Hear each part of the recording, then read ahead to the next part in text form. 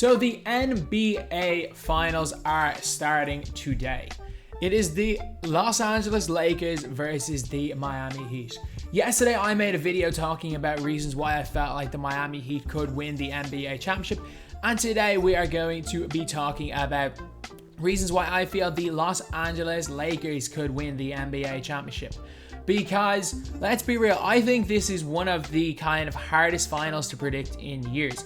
A big reason is, again, I've said it previously, that this Miami Heat team reminds me a lot of the 04 Detroit Pistons, where they got like four guys who could be an all-star any given year. And the Los Angeles Lakers team also reminds me a lot of the 04 Lakers team. Kobe and Shaq, LeBron AD. You've got Peyton and Malone, Rondo, Dwight Howard, and some pretty good role players. So I still have, my prediction is still that the Lakers win this in 6 or 7. But man, I'm not counting out this Miami Heat team at all.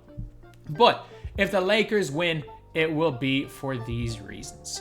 Just like with Miami, I gave reasons why I think the Miami Heat could win. And if they are to win, it'll be from them reasons. The exact same will be with this, or the exact same thing is going to happen with this video. If the Lakers win, it will be for these reasons. First reason, the Los Angeles Lakers have the best two players. I am a Miami Heat fan. I will not argue that there are two better players in this series than LeBron James and Anthony Davis. As much as I like Nikola Jokic, I actually don't think there was a series the LA Lakers played in where they didn't have the two best players on the floor.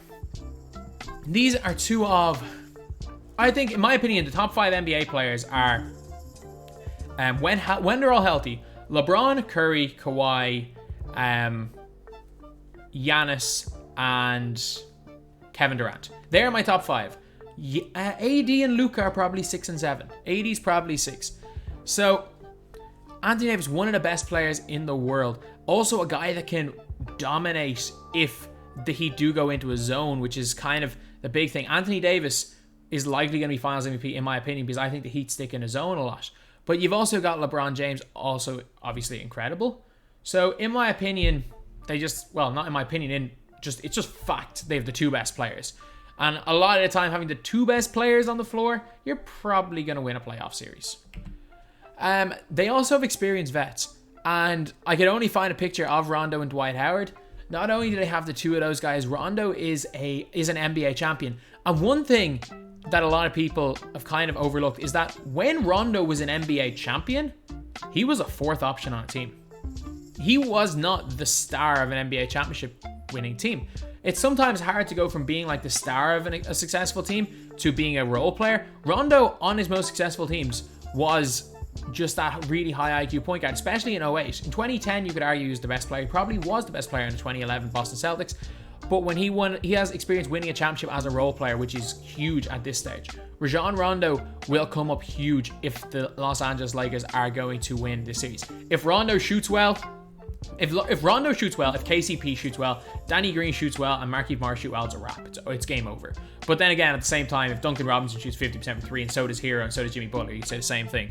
And that's basically like saying if whoever puts the ball in the basket more is going to win, saying if Rondo shoots well, they win. But it is going to be the case. Rondo is going to be a big factor because of the way the Miami Heat like to play defense. Dwight Howard has shown that he's not quite what he was, but he can adapt to being a great glue guy and role player on a team. I don't think he plays too much because the way the Miami Heat play their zone defense. I think that Dwight Howard plays right into Miami Heat's hands. But also guys like Danny Green. Yeah, Danny Green's been... The only thing consistent about Danny Green the last 3 years is inconsistency. But the thing is, Danny Green, again, nearly won a Finals MVP in 2013. The guy has experience. He has won he's won 2 NBA championships and has lost in 1 NBA Finals. The guy is... Well, he's used to the big moments. So, a little bit different in the bubble, but you just never know what it's going to be like for the Finals. If it's a case where experience is going to matter, and Lakers have it. Lakers obviously have it over Miami. Miami, the only player with championship experience is Andre Iguodala. Also, this is massive. The Miami Heat cannot play man defense against this Lakers team.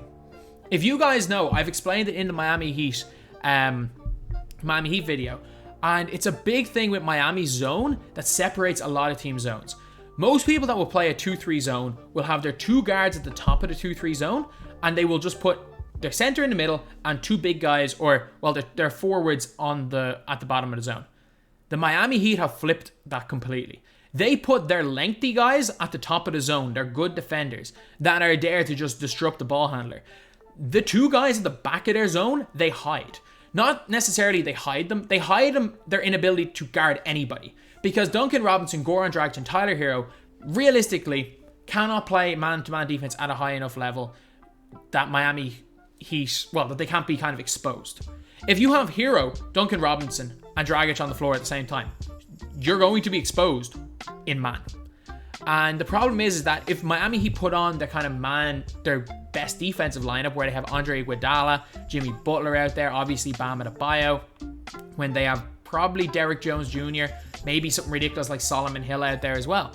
If they go out with a lineup like that, they've got no offense. So the problem with Miami is that they've got fantastic offensive lineups, but the offensive lineups, they have to hide defensive players and play in a zone. If the Los Angeles Lakers find a way to pick apart Miami Heat's zone, its series is over. The Miami Heat cannot play man-to-man in long stretches. They can play it at times to give the other team better looks. And a lot of people are saying, oh, they have perfect matchups, Jimmy Butler and Bam Adebayo. That's not where the problem's going to lie. The problem is if the Miami Heat try to play man-to-man defense. LeBron James is the best player in the world at getting switches on screens. If anyone except for Jimmy Butler or Andre Iguodala switch on to LeBron James, it's a guaranteed double team. I'm not going to say guaranteed basket because a lot of the time LeBron will kick it, but it's a guaranteed double team to LeBron James, and then he'll do what he's done his entire career and just kick to wide open shooters. And for that reason, I don't see the Heat playing man-to-man for any large spells in this series. And something's gone wrong if the Miami Heat do have to play man-to-man. If the Lakers can pick apart the zone in the first 4 games out of 7, I think they win. I really think they win. The question is, can they do it? And a big part of that reason will be Anthony Davis picking apart the zone. Because LeBron James is going to be an elite passer in his zone, but we've learned LeBron James is not a good scorer against his zone. He's the best passer in the history of basketball, and he will be able to pick people apart in that zone, but we know that the Miami Heat will slow down LeBron with that. The question is, if the Heat can't play zone and they have to switch to man, who's going to be able to stop LeBron to pick and roll? The answer is nobody on that team. Because you better believe they're not running pick and rolls with Bam Adebayo and Jimmy Butler's men, or with Bam Adebayo's man on LeBron. Even if Jimmy or Iguodala's on, they're going to try do whatever they can to get the Duncan Robinsons of the world, the Heroes of the world, the Dragic's of the world to switch on to LeBron. And LeBron is better than any other player in the history of basketball at getting those switches. So yeah, that is a big, big positive for the Los Angeles Lakers. And I think in general, this might be the biggest reason. And the last reason, elite defense is another reason. Reason number 4, elite defense. The Los Angeles Lakers, when they are clued in, are an elite defensive team. They are. They switch off at times. There is no question about it, they switch off at times. You've got Danny Green who can play defense. You got KCP who's not that bad on defense. You got LeBron who, when he wants to, is an elite defender.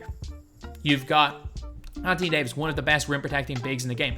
And while, Nikola Jokic is a little bit different because he does everything so slow and plays with so much finesse. He's so difficult to guard because he does everything so slow with Jokic. He hits those off-footed, one-legged fadeaways. Anthony Davis will do a fine job of guarding Bam Adebayo.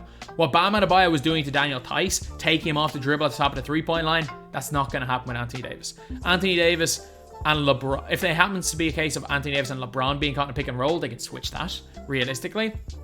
And you've got a bunch of guys that can slow down Jimmy Butler a little bit.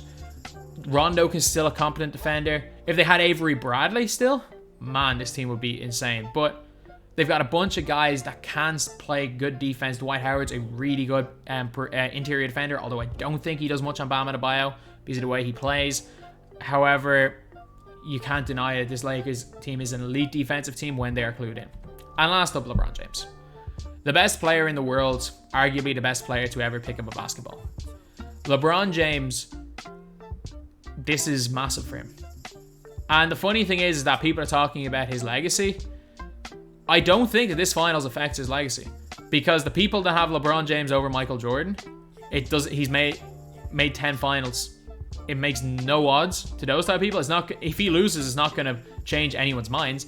And the people who have Michael Jordan over LeBron could go 6-10, or sorry, LeBron could make the next 5 NBA finals, win 3 of them and lose 2 of them, and people will still say he's 6-8 in the NBA finals. It doesn't count. So I don't think it really affects his legacy. However, just from a pure basketball standpoint, there is no tougher player to guard in terms of his own defense, well, to stop, than LeBron James in terms of his passing. He's going to have to defer to teammates, but well and truly the best player on the floor at all times is going to be this guy right here. Even if Anthony Davis wins Finals MVP, even if it ends up being a case where they win because Danny Green, Alex Caruso, those type of guys start lighting it up, this guy is still the best player on the floor and still the best player on the planet. So anyway, yeah, that is pretty much it. Who would have thought going into this season that it was going to be Lakers versus Miami? And while I think the Miami Heat are the team in the Eastern Conference that will give the Lakers the most trouble, no question about it, I think that the Lakers are my favorites. Even though in Vegas they have the Lakers as massive favorites, I think that it's going to be 6 or 7 games. It would not surprise me if Miami won. It would not surprise me at all. I would be shocked if the Lakers win in 4 or 5. But at the end of the day, even though in 2004 Detroit won, Detroit beat the Lakers, more often than not, a team like this Miami Heat team, an unbelievable culture, no superstars, more often than not, the team with the most talent and the superstars will win. Not to say that this Miami Heat team's not great, because they are. I'm a massive Heat fan. I think no matter what the outcome is, it's been an incredible season. And I don't believe the whole house money narrative because it's a freaking bubble. It doesn't really count. However, if I was to put money on it, I would put my money on the Lakers.